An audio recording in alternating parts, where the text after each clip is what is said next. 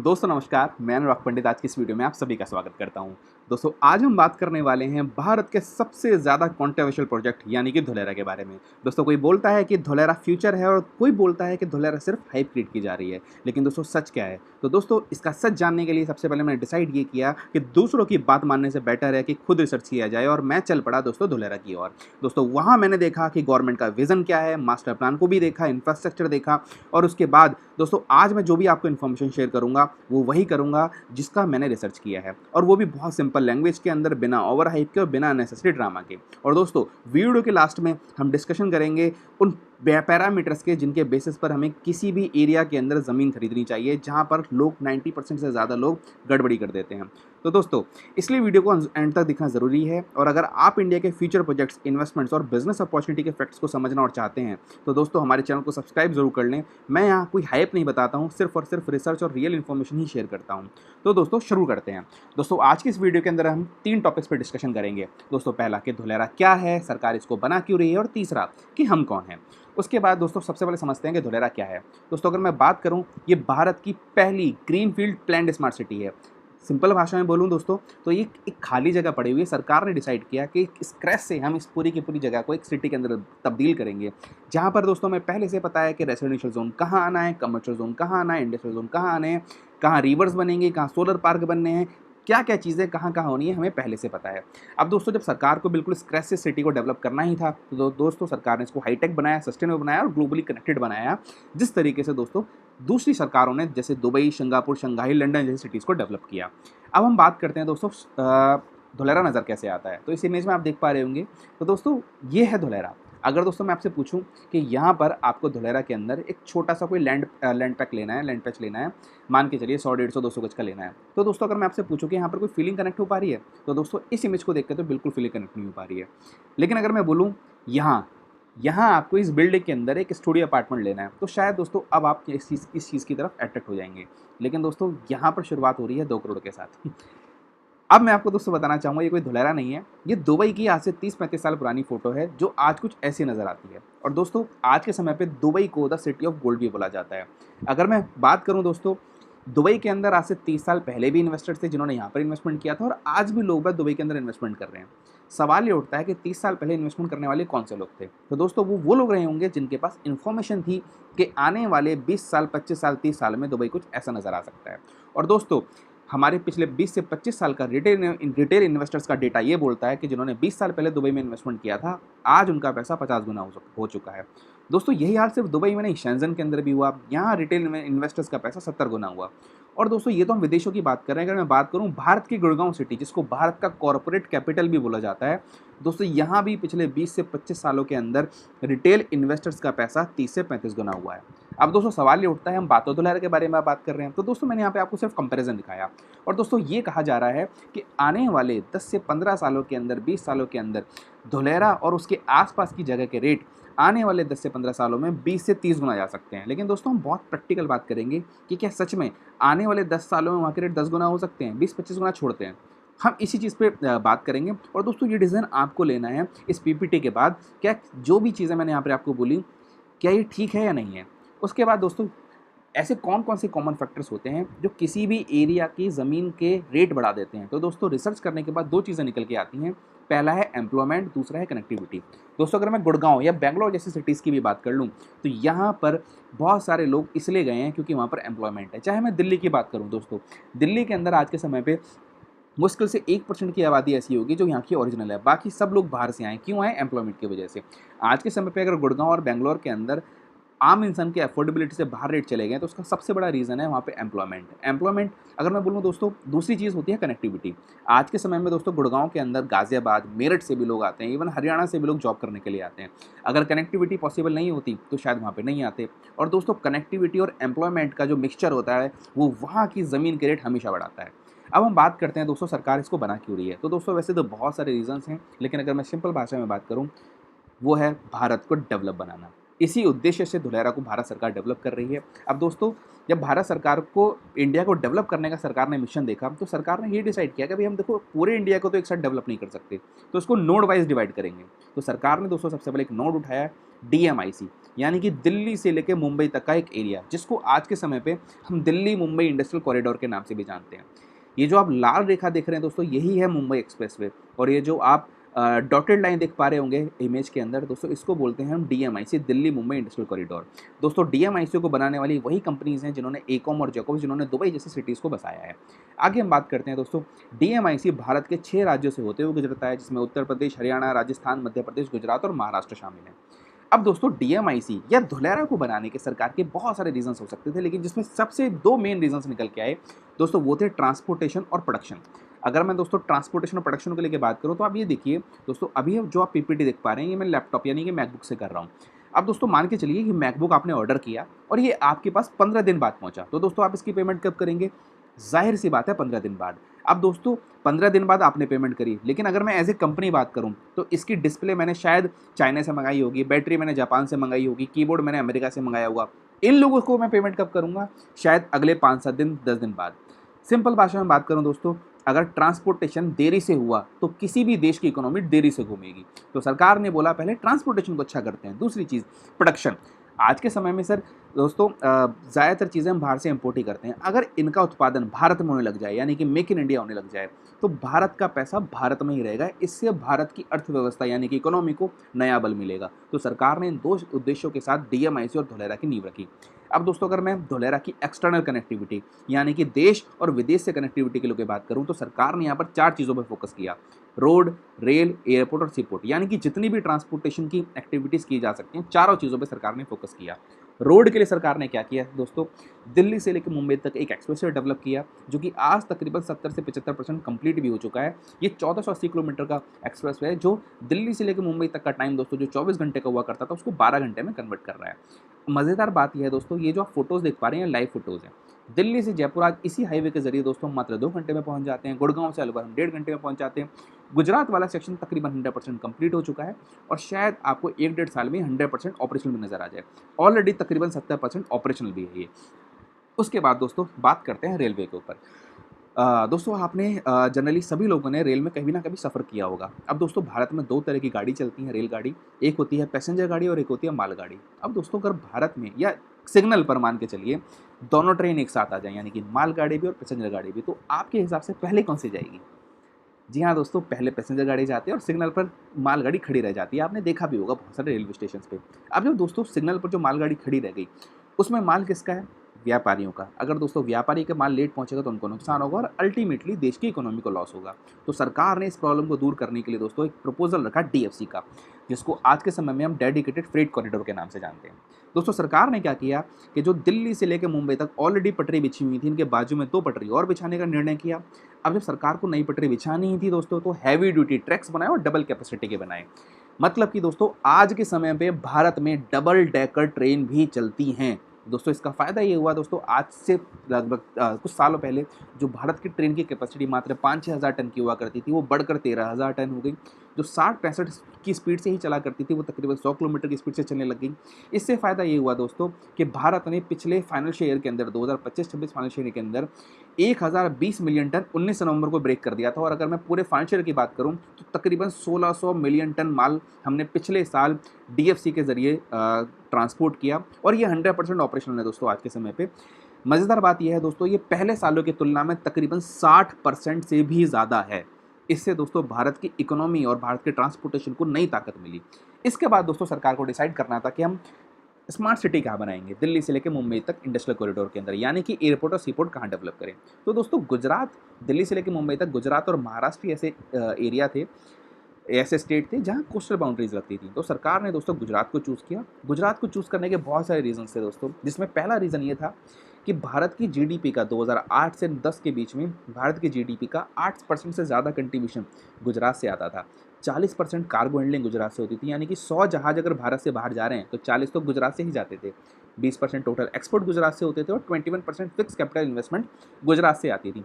उसके बाद वहाँ के CM मोदी साहब भी हुआ करते थे, तो उन्होंने भी थोड़ा सा जोर दिया और दोस्तों इन कारणवश गुजरात को चूज़ किया गया। अब दोस्तों सवाल ये उठता है गुजरात में भी कहाँ? तो दोस्तों वहाँ से नाम निकल के आता है धुलेरा। अब ये धुलेरा है क्या? तो दोस्तों आप सभी ने मोहनजोदारो, लोथल, हड़प्पा या इंडस वैली सिविलाइजेशन के बारे में ज़रूर सुना होगा। दोस्तों लोथल वही जगह है जो आज से 4500 से 5000 साल पहले पूरी दुनिया का सबसे बड़ा ट्रेड हब हुआ करता था। तो सरकार ने दोस्तों उसी जगह को दोबारा चुना, और चुना नहीं दोस्तों, उसी जगह को सरकार दोबारा से रिवाइव कर रही है। अब दोस्तों अगर मैं धुलेरा के बारे में बात करूं, तो ये जो आप मैप देख पा रहे हैं टोटल धुलेरा का है। दोस्तों सरकार ने 2008 से लेकर 12 तक की मास्टर प्लानिंग के अंदर इसमें 22 गांव मिलाकर टोटल एक तालुका बनाया जिसको हम धुलेरा के नाम से जानते हैं, और 2015 के अंदर इसमें 11 गांव और जोड़े जिसको आज के समय में पूरा धुलेरा के नाम से जानते हैं। अगर मैं मैप के बारे में बात करूँ दोस्तों, आप इसको 2 पार्ट में देख पाएंगे। एक है ग्रे पार्ट जो आप देख पा रहे होंगे ऊपर, और एक है कलरफुल पार्ट। दोस्तों ये जो कलरफुल पार्ट है, जैसे सिंपल भाषा में बात करूँ, this is government occupied area, and जो ग्रे पार्ट आप देख पा रहे हैं ये है फ्री होल्ड एरिया। अब हम दोनों के बारे में बात करेंगे।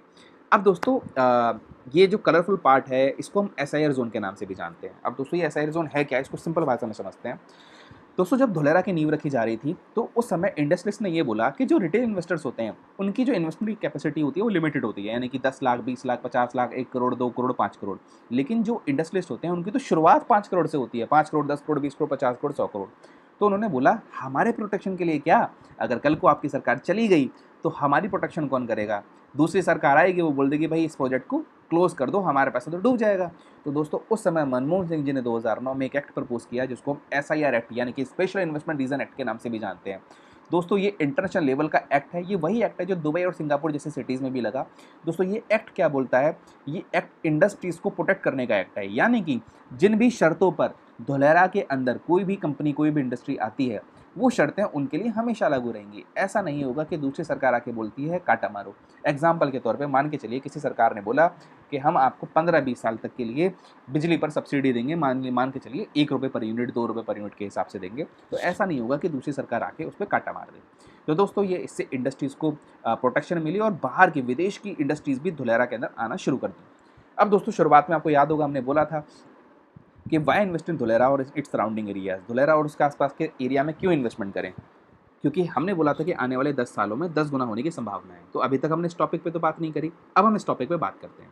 तो दोस्तों हमने 2 चीज़ों पे बात करी थी, कनेक्टिविटी और एम्प्लॉयमेंट। अगर मैं धुलेरा की कनेक्टिविटी के बारे में बात करूँ तो सर ये अहमदाबाद से मात्र 100 किलोमीटर की दूरी पर पड़ता है, वडोदरा से 130 किलोमीटर, भावनगर से 65 किलोमीटर, राजकोट से 170 किलोमीटर। उसके बाद दोस्तों यहाँ पर सरकार लेके आई 45 मिनट कनेक्टिविटी, यानी कि 45 मिनट रिवोल्यूशन। इसके लिए सरकार ने क्या किया, एक इंटरनेशनल एयरपोर्ट प्रपोज किया। दोस्तों इस एयरपोर्ट की सबसे खास बात ये है, ये भारत का सबसे बड़ा कार्गो एयरपोर्ट है, और अगर पैसेंजर में बात करें तो भारत का दूसरा सबसे बड़ा पैसेंजर एयरपोर्ट है। और इससे भी खूबसूरत वाली बात ये है कि ये 2027 में चालू भी हो जाएगा। ये जो आप फोटोज़ देख रहे हैं दोस्तों, ये लाइव फोटोज़ देख रहे हैं। ऑलरेडी यहाँ पर रनवे 2 रनवे कंप्लीट हो चुके हैं। टर्मिनल बिल्डिंग्स का काम तकरीबन शायद 60 to 70% कंप्लीट हो चुका है, बल्कि ज़्यादा ही, मैं बहुत से फ्रेंड में आपको बोल रहा हूँ कि कमी शुरू हुआ है। एटीसी टावर जो होते हैं यहाँ पर उन पर भी काम लगभग कंप्लीट हो चुका है। उसके बाद ये जो फोटो आप देख पा रहे हैं दोस्तों, ये जून 2025 की है। आज के समय पे यहाँ पर बिल्डिंग खड़ी हो गई हैं, टर्मिनल बिल्डिंग्स वगैरह सब कुछ बन चुकी हैं। उसके बाद दोस्तों अहमदाबाद धुलेरा एक्सप्रेसवे। अच्छा दोस्तों एक सवाल है, जब भी कहीं भी एक एयरपोर्ट चालू होता है तो दोस्तों मेरे ख्याल से एक एयरपोर्ट ही सफिशिएंट रीज़न होता है वहाँ के आसपास की 20, 25, 30 किलोमीटर के रेडियस की ज़मीन को 2 से 5 गुना करने के लिए। आपने दोस्तों ये जेवर में भी देखा होगा, या अगर आपके घर के आसपास में कोई भी एयरपोर्ट है तो वहाँ के रेट ज़रूर बढ़ा देता है। तो दोस्तों नेक्स्ट ईयर तक ये एयरपोर्ट चालू हो जाएगा, तो उसके बाद हम धुलेरा की ज़मीन में एप्रिसिएशन बहुत अच्छे खासे लेवल पे देखेंगे। उसके बाद दोस्तों एक्सप्रेसवे जो अहमदाबाद से लेके धुलेरा को कनेक्टिविटी प्रोवाइड कर रहा है, भावनगर तक कनेक्टिविटी दे रहा है। दोस्तों इस एक्सप्रेसवे की सबसे खूबसूरत बात यह है, इसने अहमदाबाद से लेके धुलेरा का जो 100 किलोमीटर का जो डिस्टेंस हुआ करता था उसको घटाकर 71 किलोमीटर कर दिया है, और हम 45 मिनट में यहाँ पर पहुँच सकते हैं अहमदाबाद से धुलेरा। और दोस्तों ये भारत का सबसे चौड़ा एक्सप्रेसवे कॉरिडोर है जो कि 250 मीटर चौड़ा है। 250 मीटर मतलब कि 800 फीट, 1/4 ऑफ किलोमीटर। दोस्तों यहाँ से लेके यहाँ तक अगर एरिया के बारे में बात करें, ये जो कॉरिडोर है तो ये तकरीबन 250 मीटर का कॉरिडोर है, जिस पे ऑलरेडी 4 लेन का एक्सप्रेसवे यहाँ पर हम डिलीवर भी कर चुके हैं, ऑलरेडी ऑपरेशनल है। जब आप धुलेरा जाएंगे तो आप इसी एक्सप्रेसवे से होते हुए जाएंगे। ये यहाँ भी एक्सपेंडेबल है, यहाँ भी एक्सपेंडेबल है, हर जगह एक्सपेंडेबल है। इससे क्या होगा, फ्यूचर में अगर ये एक्सप्रेसवे जब हमें चौड़ा करना पड़ेगा तो हमें किसी घर या किसी बिल्डिंग को तोड़ने की ज़रूरत नहीं पड़ेगी। और दोस्तों जनरली अनप्लान्ड एरिया में क्या होता है, जब मेट्रो वगैरह कुछ प्रपोज होती है तो बीच में से रोड को तोड़ा जाता है। यहाँ पर पहले से ही रोड छोड़ी गई है, जगह छोड़ी गई है जहाँ पर फ्यूचर में मेट्रो आनी है। और दोस्तों कौन सी मेट्रो आनी है, तो दोस्तों उसका नाम है Ahmedabad Dholera semi high speed rail. दोस्तों ये अभी हाल फिलहाल में 3-4 महीने पहले सरकार ने इस पे हरी झंडी दिखाई है। पहले फ़ेज़ के अंदर 134 किलोमीटर लंबी ये ट्रेन बनाई जा रही है, लंबा ट्रैक बनाया जा रहा है, जिसकी टॉप स्पीड होगी दोस्तों 200 किलोमीटर पर आवर। अभी तक भारत में जो टॉप स्पीड तकरीबन 160-170 किलोमीटर पर आवर की है सेमी हाई स्पीड रेल की। और दोस्तों कमाल की बात ये है, ये 2030 से पहले-पहले ऑपरेशन होने की पूरी संभावनाएँ हैं। अब दोस्तों जब भी मेट्रो आती है, ये 3 बार में रेट बढ़ाती है। पहला तब जब अनाउंस होती है, तो दोस्तों अनाउंस तो हो चुकी है। दूसरा तब जब यहाँ पर कंस्ट्रक्शन का काम शुरू होता है, जो कि सुनने में आ रहा है आने वाले 3 से 4 महीने में यहाँ पे कंस्ट्रक्शन का काम शुरू हो जाएगा। और तीसरी चीज़, जब इनॉग्रेशन हो जाता है, जब चालू हो जाती है, तो दोस्तों हमारे पास अभी भी धुलेरा के अंदर 2 मौके हैं, जहाँ मेट्रो की वजह से हमें एप्रिसिएशन मिलेगा। तो दोस्तों मैंने अभी तक आपको एक एक्सप्रेसवे के बारे में बताया, एयरपोर्ट के बारे में बताया और मेट्रो के बारे में बताया। दोस्तों ये रीज़न्स ही सफिशिएंट होते हैं वहाँ की ज़मीन को 5 से 7-10 गुना करने के लिए। लेकिन फिर भी हम आगे बात करेंगे दोस्तों। उसके बाद दोस्तों धुलेरा में बन रहा है सी पोर्ट। दोस्तों इसका मिशन लिया गया है next Singapore of India vision के नाम से चल रहा है। दोस्तों धुलेरा के पास में ऑलरेडी पीपावाव भावनगर में ऑलरेडी एक सी पोर्ट है, जिसको ऑलरेडी और बहुत बड़ा किया जा रहा है। उसके बाद दोस्तों अब हम बात करते हैं एम्प्लॉयमेंट, जिसकी वजह से वहाँ पर सबसे ज़्यादा नौकरियाँ क्रिएट होंगी, जो वहाँ पे पॉपुलेशन बढ़ाएगी, ज़मीन की डिमांड क्रिएट करेगी, जिसकी वजह से वहाँ पे ज़मीन का रेट हाइक होगा। दोस्तों इंडस्ट्रीज़ में सबसे पहले आता है टाटा। टाटा ने दोस्तों आज से कुछ साल पहले 2024 के अंदर 2 ढाई साल पहले इन्होंने सेमीकंडक्टर प्लांट अनाउंस किया था। दोस्तों सेमीकंडक्टर क्या होता है?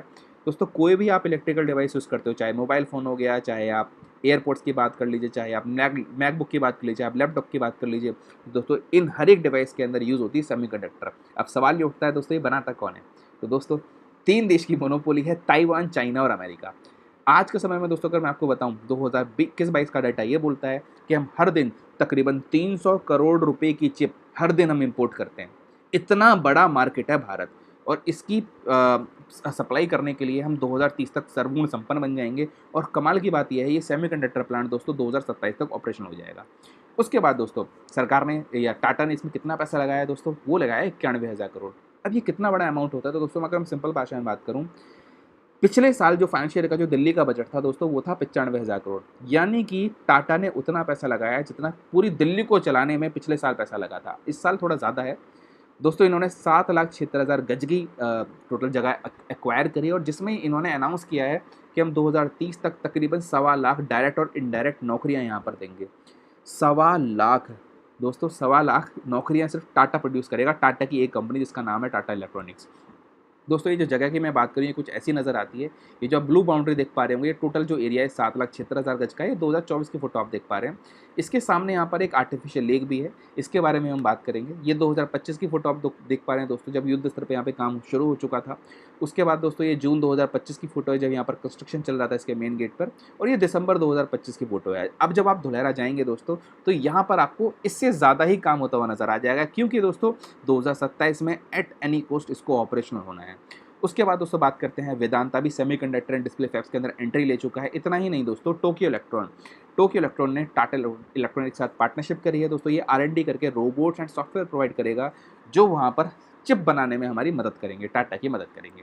उसके बाद दोस्तों next gen hitech semiconductor private limited already Gurugaon के अंदर उनका एक प्लांट है दोस्तों। उन्होंने 8800 करोड़ का इन्वेस्टमेंट किया है, जो डेटा सेंटर्स ईवीज़ के लिए सेमीकंडक्टर्स बिल्कुल रॉ से क्रिएट करेंगे, बिल्कुल रॉ से बनाएंगे। इतना ही नहीं दोस्तों, डेटा सेंटर की आपको पता होगा भारत में बहुत शॉर्टेज है। तो दोस्तों इसके लिए 3 बहुत बड़ी कंपनीज़ ने यहाँ पर पैसा लगाया है, जिसमें सबसे बड़ा पैसा लगाया है अडानी साहब ने। दोस्तों वो कितना है? 3 लाख करोड़। तो दोस्तों 3 लाख करोड़ इतना होता है जितना 2020 में पूरे बिहार की जीडीपी हुआ करती थी। इतना पैसा सिर्फ अडानी साहब ने लगाया है। ये 1000 मेगावाट का डेटा सेंटर लगा रहे हैं, जिसकी उम्मीद है 2029-30 तक ऑपरेशन होने की। L&T व्योमा ने दोस्तों जब ये पीछे क्यों हटे, इन्होंने 25,000 करोड़ रुपए लगाए, जो कि AI ready data centre campus बना रहे हैं वहाँ पर, जिसकी उम्मीद लगाई जा रही है कि 2028 तक स्टेट गवर्नमेंट के साथ पार्टनरशिप में इसको ये पूरी की पूरी तरीके से ऑपरेशनल कर देंगे। इतना ही नहीं दोस्तों, टिलमैन ग्लोबल होल्डिंग, जो कि डेटा सेंटर के अंदर बहुत बड़ा नाम है, इन्होंने अनाउंस किया है हम पूरे एशिया का सबसे बड़ा डेटा सेंटर धुलेरा के अंदर लगाने जा रहे हैं, जो कि 2028 से 29 के बीच में रेडी हो जाएगा। इसके लिए इन्होंने दोस्तों $10 बिलियन की इन्वेस्टमेंट भी कर दी है। इसके साथ दोस्तों जेबिल ने भी 1000 करोड़ रुपए लगा दिए हैं यहाँ पर, जो कि 5G नेटवर्किंग और डेटा सेंटर में काम करता है। अब दोस्तों बात करते हैं एविएशन के अंदर। दोस्तों पूरी दुनिया के अंदर जो सबसे बड़ी जो 2 कंपनीज जो प्लेन बनाती हैं, उनका नाम है एयरबस और बोइंग। दोस्तों दोनों ही कंपनीज अपने MRO हब तो अपने धुलेरा के अंदर लगानी है, यानी कि मेंटेनेंस, रिपेयर एंड ऑपरेशंस अब अपने धुलेरा में हुआ करेंगे। इससे दोस्तों पीजी की रिक्वायरमेंट बढ़ेगी, एम्प्लॉयमेंट क्रिएट होगा और ज़मीन की रिक्वायरमेंट बढ़ेगी, बेसिक इंफ्रास्ट्रक्चर रिक्वायरमेंट बढ़ेगी, जिससे वहाँ के ज़मीन के रेट बाय डिफ़ॉल्ट बढ़ने शुरू हो जाएंगे। इतना ही नहीं दोस्तों, टाटा ने एयरबस के साथ कोलैबोरेट किया और इन्होंने अनाउंस किया कि हम वहाँ पर धुलेरा के अंदर एयरक्राफ्ट मैन्युफैक्चरिंग यूनिट लगाएंगे, एविएशन अकेडमी लगाएंगे और फ्लाइट ट्रेनिंग इंस्टीट्यूट। यानी कि टाटा दोस्तों प्लेन बनाएगा भी, उड़ाएगा भी और सिखाएगा भी। इतना ही नहीं दोस्तों, इन्होंने सरकार के साथ टाई अप किया C295 डिफेंस एयरक्राफ्ट बनाने के लिए। दोस्तों 2020-21 के अंदर धुलेरा में ज़मीन डिलीवर नहीं हुई थी, तो इसलिए इन्होंने वडोदरा में पहला प्लांट लगाया और जिसकी मैन्युफैक्चरिंग यूनिट्स को, ऑपरेशंस को धुलेरा में शिफ्ट किया जा रहा है। दोस्तों इन्होंने पहला एयरक्राफ्ट बनाएंगे नहीं दोस्तों, ये डिलीवर भी हो चुका है। ये भारत का पहला मेक इन इंडिया एयरक्राफ्ट है जिसका नाम है C295 डिफेंस एयरक्राफ्ट। ये बिल्कुल आप लाइव फोटोज देख पा रहे हैं। अभी 1.5-2 महीने पहले इसका इनॉग्रेशन हो चुका है दोस्तों। आप गूगल पे जाएंगे तो इसकी हज़ारों वीडियोस आपको नज़र आने वाली हैं। तो दोस्तों ये भारत की डेवलपमेंट में एक बहुत बड़ा कदम है, मेक इन इंडिया एयरक्राफ्ट, जो कि हम डिलीवर भी कर चुके हैं। इतना ही नहीं दोस्तों, अडानी के पीछे हटे।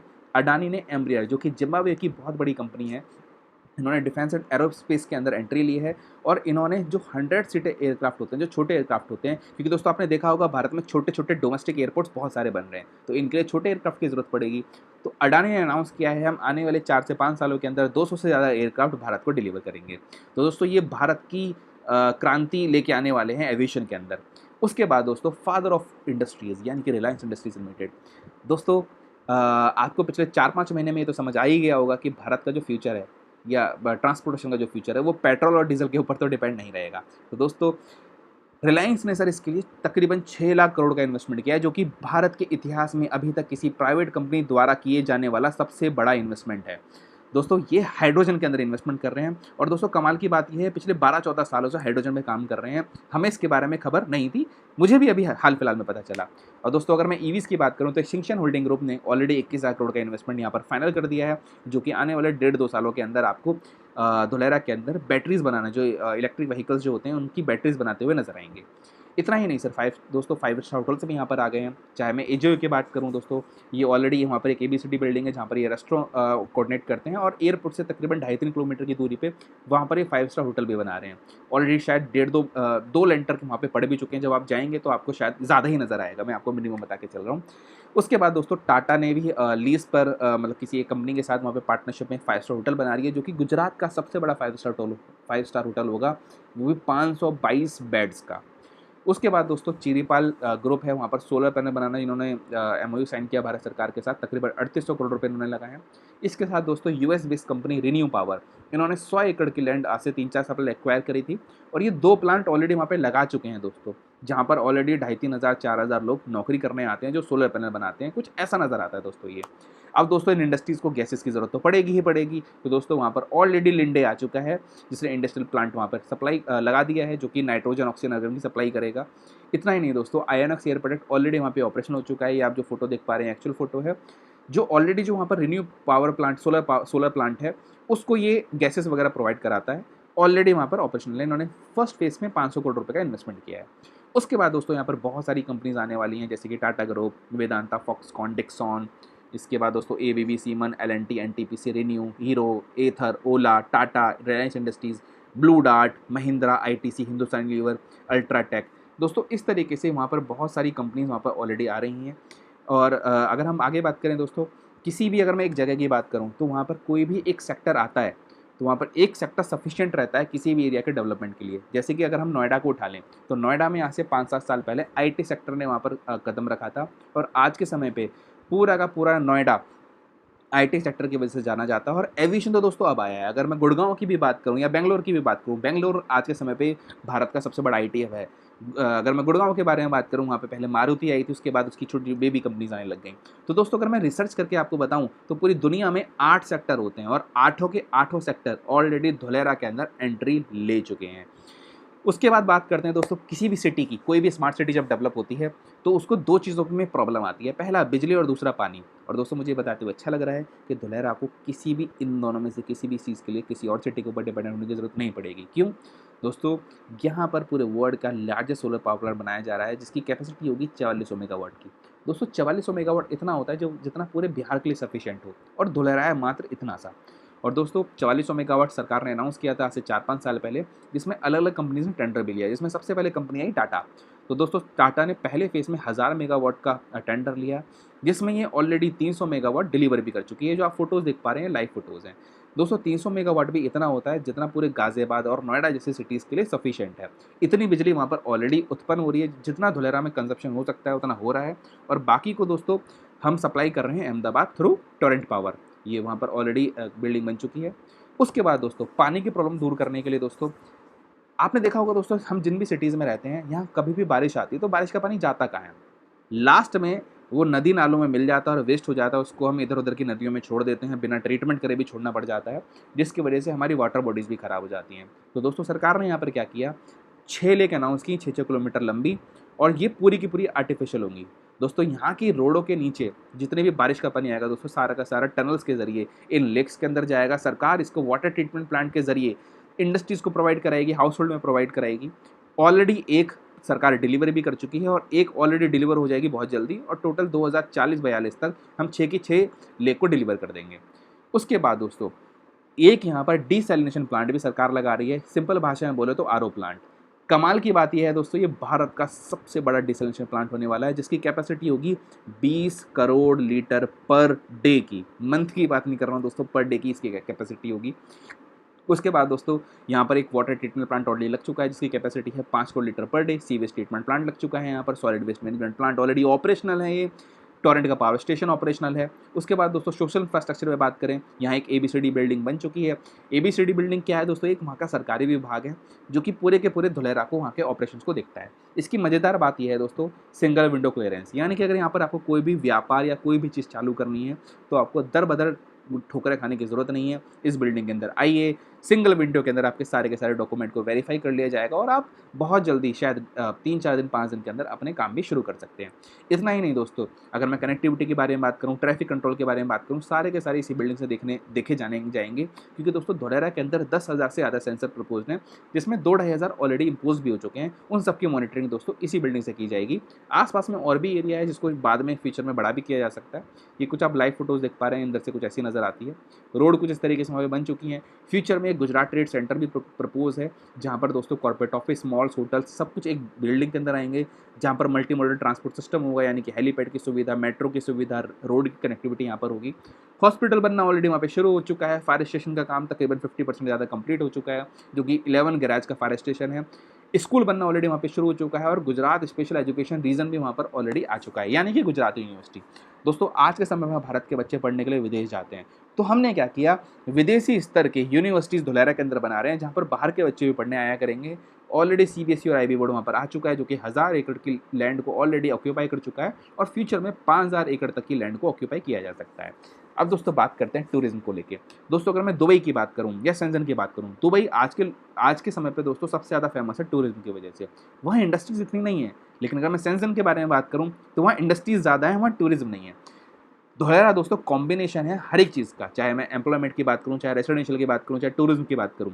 टूरिज्म के लिए सरकार ने यहाँ पर एक ब्लैक बक सेंचुरी, जो कि ऑलरेडी वहाँ पर पाया होती थी, इसको और अच्छे से डेवलप किया जा रहा है। ब्लैक बक बोले तो दोस्तों काला हिरण, सबसे ज़्यादा वहाँ पर काले हिरण पाए जा रहे हैं, तो उसी का एक नेशनल पार्क डेवलप कर रहे हैं। ये शेर, चीता, लोमड़ी सब होता है वैसे, लेकिन सबसे ज़्यादा ब्लैक बक पाए जाते हैं, इसलिए इसका नाम पड़ गया ब्लैक बक नेशनल पार्क। ये एसआईआर बाउंड्री से मात्र 6-7 किलोमीटर की दूरी पर पड़ता है। उसके बाद दोस्तों एशिया का सबसे बड़ा नेशनल मैरीटाइम हेरिटेज कॉम्प्लेक्स बनाया जा रहा है लोथल के ऊपर, जहाँ पर हम हड़प्पा सभ्यता को दिखाएंगे। ये जो आप फोटो आप देख पा रहे हैं, ये ऑलरेडी काम करते हुए यहाँ पर क्रेन्स व्रेन सब कुछ लगी हुई है, वहाँ पर ऑलरेडी कंस्ट्रक्शन का काम चल रहा है, जो कि आने वाले कुछ सालों के अंदर जल्दी आप इसको देखेंगे खुलता हुआ। उसके बाद दोस्तों हम 2 स्लाइड के अंदर पूरे धुलेरा को कंप्राइज करेंगे। आखिर क्यों धुलेरा बाकी किसी भी सिटीज़ की, बाकी किसी भी देश विदेश की सिटी से बेहतर है। तो दोस्तों जैसे कि मैंने आपको बताया था, हमारे यहाँ का बारिश का पानी सब कुछ नदी नालों में जाके मिल जाता है। तो दोस्तों सरकार ने यहाँ पर क्या किया, सरकार बोल रही है कि हम आने वाले 100, 200, 300 सालों तक यहाँ की रोड को खोदने की ज़रूरत नहीं पड़ेगी। क्यों नहीं पड़ेगी? क्योंकि इन्होंने already underground facilities, utility section को, जो भी 12-13 यूटिलिटी सेक्शन होते हैं, वो सब कुछ अंडरग्राउंड कर दिए। यानी कि स्टॉर्म वाटर की पाइपलाइन नीचे डाल दी, वेस्ट वाटर की नीचे डाल दी, स्टॉर्म वाटर की नीचे डाल दी, रिसाइकल वाटर की पाइपलाइन अलग है, पोर्टेबल वाटर की अलग है, ड्रिंकिंग वाटर की अलग है, सीवेज वेस्ट की अलग है, पावर सेक्टर की अलग है, गैस की अलग है, आईसीटी की अलग है। सारी की सारी पाइपलाइंस को दोस्तों नीचे डाल दिया गया है। इससे फ़ायदा ये हुआ, अच्छा इंटरनल्स के नीचे आप जाके इनको रिपेयर भी कर सकते हो अगर कोई प्रॉब्लम आई, और आप नीचे ईज़िली जा भी सकते हो। सरकार ने बोला कि भई रोज़-रोज़ रोड खोदने की ज़रूरत नहीं है। अब दोस्तों बात करते हैं बेंचमार्क्स की। आखिर क्यों हमने शुरुआत में बोला था कि इसका comparison Dubai, Singapore, London, New York जैसी सिटी से किया जा रहा है। तो दोस्तों इसको एक एग्ज़ाम्पल से समझते हैं। मान के चलिए दोस्तों, हम 2 भाई हैं, एक आप और एक मैं। अब मान के चलिए दोस्तों, आप मेरे बड़े भाई हैं और आपके 12th में आ गए 90% मार्क्स। तो दोस्तों मैं हूँ छोटा भाई, तो मेरे लिए एक बेंचमार्क सेट हो गया कि भाई कुछ हो या ना हो, मुझे अपने भाई के बराबर मार्क्स तो लेके आने हैं। अब 90% के लिए मैं काम करना शुरू करूँगा। तो दोस्तों ऐसे ही बेंचमार्क सरकार ने आज से 10-15 साल पहले ही धुलेरा के लिए डिसाइड कर लिए थे। जैसे कि उन्होंने दोस्तों रोड डिज़ाइन उठाया लंदन, न्यूयॉर्क, सिंगापुर से, पावर सेक्टर उठाया सिंगापुर, लंदन, कनाडा, डेनमार्क से, अर्बन प्लानिंग उठाई लंदन, शिकागो, मिल्टन से, सॉलिड वेस्ट का मैनेजमेंट उठाया ब्रूस्टर, साउंड और न्यूयॉर्क से। मतलब कि जिस भी इंटरनेशनल सिटी में जो चीज़ अच्छी, उसकी जो टेक्नोलॉजी अच्छी, वही टेक्नोलॉजी उन्होंने कॉपी कर ली, उठा ली। और सिर्फ दोस्तों टेक्नोलॉजी नहीं उठाई, वो पूरी की पूरी कंपनी हायर कर ली जिन्होंने वहाँ पे डेवलपमेंट किया था। यानी कि दोस्तों एकॉम वही कंपनी है जो दुबई स्मार्ट सिटी के पीछे जिनका सबसे बड़ा हाथ रहा है, और लंदन क्रॉसले भी इन्होंने ही डिज़ाइन किया है। जैकोब्स, जिसने दोस्तों जैकोब एक बहुत बहुत बहुत बड़ी नामी जानी कंपनी है जिन्होंने न्यूयॉर्क सिटी में भी काम किया है, दुबई का पाम जुमेरा भी इन्होंने बसाया, नासा के अंदर भी ये काम करते हैं। हेलक्रो जिन्होंने लंदन ओलंपिक्स के जो मास्टर प्लानर रहे थे। इतना ही नहीं दोस्तों, अगर मैं बात करूँ सिस्को हो गया, IBM हो गया, L&T हो गया, ये सारी की सारी कंपनीज आपको धुलेरा बसाती हुई नजर आएंगी। अब दोस्तों लास्ट में हम बात करते हैं केस स्टडी को लेके। आखिर क्यों हम ये बोल रहे हैं कि आने वाले 10 सालों में यहाँ के रेट 20 से 30 गुना, 40 गुना, 50 गुना तक भी जा सकते हैं, लेकिन हम बहुत प्रैक्टिकल बात कर रहे थे 10 सालों में 10 गुना। दोस्तों टाटा नैनो को हर एक इंसान जानता है। दोस्तों देखा जाए तो ये बहुत बड़ा इनिशिएटिव था आम आदमियों के लिए, रतन टाटा जी का। दोस्तों आपको याद होगा कि जो टाटा नैनो का जो प्लांट पहले लगना था वो वेस्ट बंगाल में लगना था, लेकिन कुछ पॉलिटिकल इश्यूज़ आए जिसकी वजह से टाटा नैनो का प्लांट वहाँ से हटाया गया। और उसके बाद दोस्तों मोदी साहब ने इसको बुलाया गुजरात सनत के अंदर, एक छोटा सा गाँव हुआ करता था उसके अंदर बुलाया, जहाँ 1100 एकड़ की लैंड इनको एक्वायर करा के दी, और जहाँ पे 3000 एम्प्लॉयज़ भी आने काम करना शुरू कर दिया। अब दोस्तों टाटा नैनो के अंदर तकरीबन 2500 से ज़्यादा पुर्जे लगते हैं। नट बोल्ट बनाने वाली कंपनीज जो बनाती थी वो भी वहाँ आ गई। टायर बनाने वाली, सेंसर बनाने वाली, लॉक बनाने वाली, ग्लास बनाने वाली, पेंट वाली, सारी की सारी कंपनीज वहाँ पर आ गई। इससे फ़ायदा ये हुआ दोस्तों, ये एक पेपर कटिंग है कि 10 साल पहले जहाँ से नैनो प्लांट गया, आज वहाँ खेती भी मुश्किल है, और जहाँ पहुँचा वहाँ 450 से ज़्यादा इंडस्ट्रीज़ लग गई। यानी कि दोस्तों जहाँ एक पेरेंट कंपनी आई, वहाँ 450 बेबी कंपनीज भी आ गई। इससे फ़ायदा दोस्तों ये हुआ, ये 2010 का एक डेटा है सनद विलेज के अंदर। दोस्तों उस समय 100 गज का प्लॉट सनद विलेज के अंदर, जिसका सरकारी भाव मात्र 70 से 80 हज़ार हुआ करता था, वो 2020 आते आते 16 से 18 लाख पे पहुंच गया। यानी कि दोस्तों 10 सालों में कितना हुआ, 20 गुना। अब दोस्तों हम धुलेरा में क्या बात कर रहे हैं, आने वाले 10 सालों में सिर्फ और सिर्फ 10 गुना को लेके, जहाँ पर एक पेरेंट कंपनी नहीं आ रही है दोस्तों, 450 से ज़्यादा ऐसी कंपनीज हैं जिन्होंने भारत सरकार के साथ MOU साइन कर लिया है।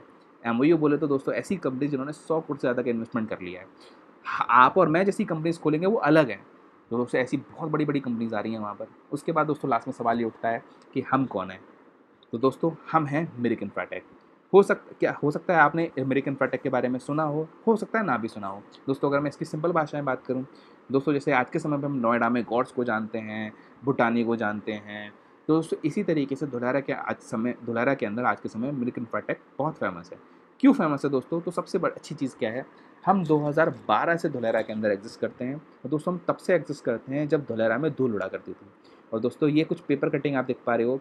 लास्ट ईयर दोस्तों में प्राइड ऑफ गुजरात अवार्ड, यानी कि leading land developer in Dholera smart city मिला था। दोस्तों 2012 में हमने 10 बीघा की ज़मीन खरीदना बेचना शुरू किया था, और 2017 में हम आ गए थे दोस्तों रिटेल के अंदर, जहां हमने 150 गज, 200 गज, 300 गज के प्लॉट बेचना शुरू किया। और आज के समय में दोस्तों मुझे बताते हुए अच्छा लगता है कि अभी तक अगर मैं करंट सिचुएशन तक बात करूं, हम तकरीबन 28 से 30 रेसिडेंशियल और इंडस्ट्रियल प्रोजेक्ट को लॉन्च कर चुके हैं, और तकरीबन 25 लाख से ज़्यादा गज ज़मीन पूरे भारत और विदेश के NRI क्लाइंट्स को भी हम डिलीवर कर चुके हैं। तो दोस्तों हमारी USP ये रहती है कि हम जितने भी प्लॉट्स धुलेरा के अंदर देते हैं वो गेटेड एंटी सोसाइटी के अंदर देते हैं। इससे फ़ायदा ये होता है कि कब्जे वाली प्रॉब्लम धुलेरा के अंदर ख़त्म हो गई। ऐसा नहीं हम ही देते हैं, आज के समय में धुलेरा के अंदर 2022 के अंदर कानून आ गया कि सबको ही गेटेड एंटी सोसाइटी के अंदर देना पड़ेगा। हम रोड बना के देते हैं, सोसाइटी की बाउंड्री करके देते हैं, क्लब हाउस बना के देते हैं, ट्री प्लांटेशन करके देते हैं, water supply, electric supply gate तक करके देते हैं आपको, और सिक्योरिटी कैबिन और जो भी पार्क्स वगैरह होते हैं वो डिज़ाइन करके देते हैं। और दोस्तों कमाल की बात ये नहीं है कि हमें 14 साल हो गए हैं धुलेरा के अंदर एग्जिस्ट करते हुए। दोस्तों अगर मैं पिछले 7-8 साल की जर्नी के बारे में बात करूँ, जब से हमने रिटेल में काम करना शुरू किया है, तब से अभी तक हम 10,000 से ज़्यादा registries all over the world deliver कर चुके हैं। जिसमें हमारे प्लॉट होल्डर्स हैं मात्र 7,000, यानी कि 3,000 लोग ऐसे हैं जो हमारे रिपीटेड कस्टमर हैं। और दोस्तों रिपीटेड कस्टमर वो होता है जो पहली प्रॉपर्टी से सेटिस्फाई हो। दोस्तों आज के समय पे हमारा 30-35% का रिपीटेड कस्टमर है। और दोस्तों हम पूरे वर्ल्ड के 10 से ज़्यादा देशों में ऑलरेडी अपनी प्रॉपर्टीज़ को दे चुके हैं।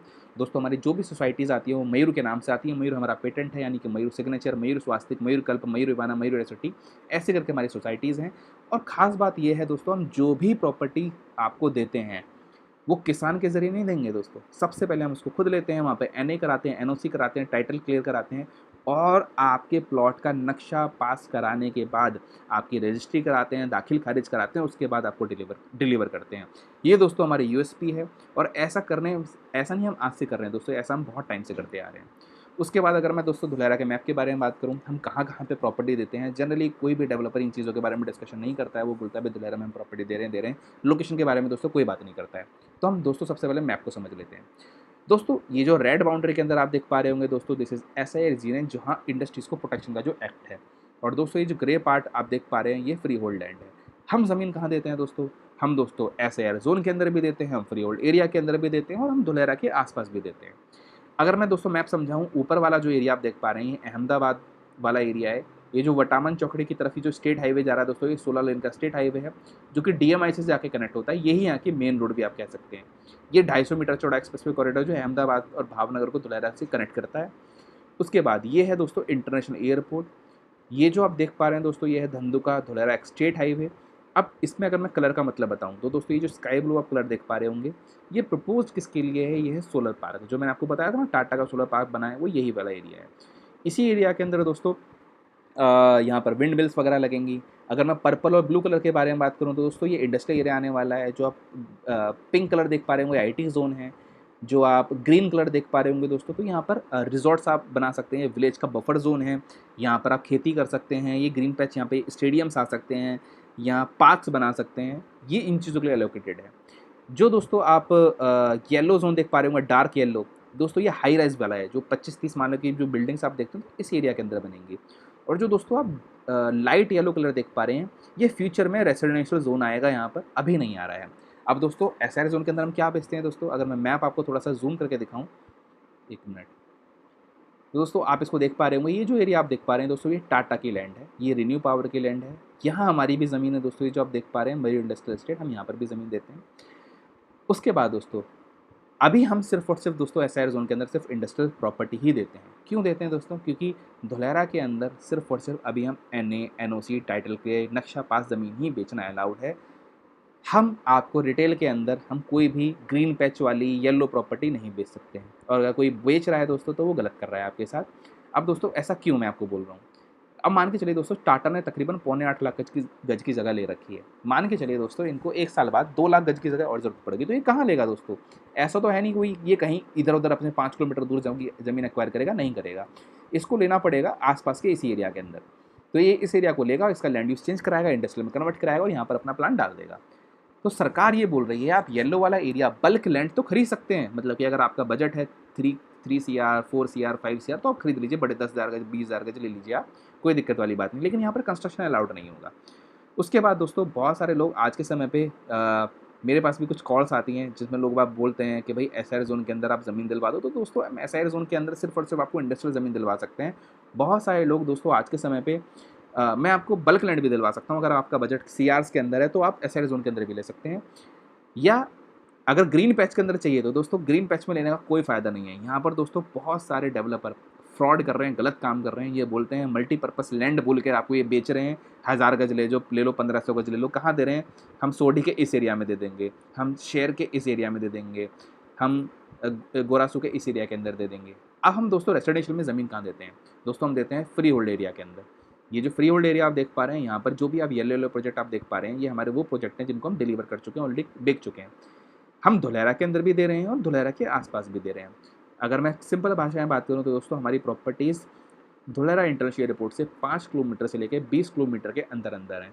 उससे भी बड़ी चीज़ ये है कि हमारी सारी की सारी प्रॉपर्टीज़ की आप कनेक्टिविटी देखिए। जैसे कि मैं आपको दिखाना चाहूँगा, ये है दोस्तों धंधुका धुलेरा स्टेट हाईवे, हमारे ज़्यादातर प्रोजेक्ट इसके ऊपर हैं। ये दोस्तों रिजर्व रोड्स हैं जो कि 60 फुटा रोड से 80 फुटा रोड के बीच में हैं, इन पर हैं। दोस्तों हम चाहते थे, जैसे ये गाँव विलेज है, हम यहाँ पर भी तो दे सकते थे प्रॉपर्टी, लेकिन हम नहीं दे रहे हैं। हम कहाँ दे रहे हैं? मेन रोड पे, क्योंकि दोस्तों सबसे ज़्यादा एप्रिसिएशन जो आता है वो मेन रोड के ऊपर ही आता है। उसके बाद दोस्तों अलग-अलग प्रॉपर्टीज़ आप सिर्फ़ और सिर्फ़, अगर मेरे के मैं यूएसपी के बारे में बात करूँ तो वो है हमारी कनेक्टिविटी। हम ऐसी ही प्रॉपर्टी देते हैं जहाँ पर तेज़ी से एप्रिसिएशन आने के चांसेस हैं और आपकी ज़मीन का पैसा तेज़ी से बढ़ेगा। क्योंकि दोस्तों यहाँ पर हम सिर्फ़ 1-2 साल के लिए काम करने के लिए नहीं बैठे हैं। यहाँ पर हमारा मास्टर प्लान आने वाले 25 से 30 सालों के लिए ऑलरेडी रेडी बैठा हुआ है।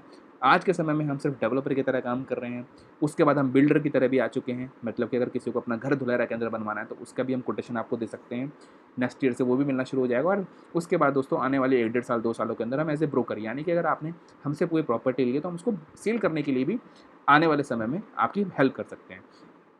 तो दोस्तों ये मैंने आपको बताया। उसके बाद अगर मैं दोस्तों धोलेरा के रेट के बारे में बात करूँ तो दोस्तों आज के समय पे धोलेरा का जो रिटेल रेट है वो तकरीबन 8,000 रुपये पर गज से लेके 15,000 रुपये पर गज के आसपास में है।